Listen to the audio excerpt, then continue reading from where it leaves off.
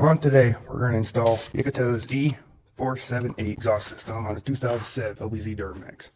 What you're going to have to do, get back end up on jack stands, so that way it's everything secured. You're going to have to yank off the whole exhaust system. Either you can cut it, take it off by clamps, however you would like to do it. You're going to need to take off passenger side tire, so that way you can get to your downpipe clamp, which is right here, and so that way you can get your downpipe piece put in. I already got everything pre-assembled, so that way I can, because you have to cut some of it off, in which out of this piece of your exhaust system, you're going to have to cut out roughly, I'm saying you could do a foot, or you could do 12.5 inches.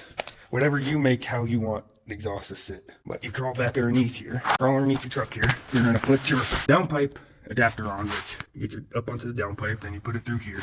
You're going to take your second longest one and come through. It's going to get slid into your pipe, and that's going to get put into your, basically your middle hanger on this cross member. And then the piece you cut on, which you'll get put onto here. And then you got your little extension pipe you'll have to use.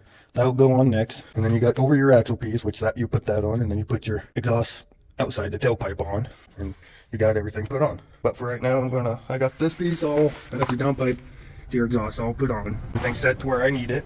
And we're going to put your other piece here in, so that way it's all set into place. And one key thing to have, I know you got heat shields here, but at least keep a 1/2 inch below your exhaust, so that way it sets in there better. We'll put that on just like this, so that way you got your downpipe on. You got your downpipe piece on right back here.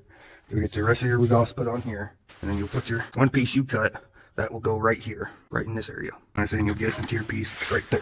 That's how that one's going to set up in there. That's how it's going to set in there from your, go from your other piece down over there to your other bigger piece, then to your short piece you cut, in which I'm leaving all these loose, so that way you can make sure you get everything to fit right in here. And then you're going to have your extension piece, which is right here, down to your over the axle piece.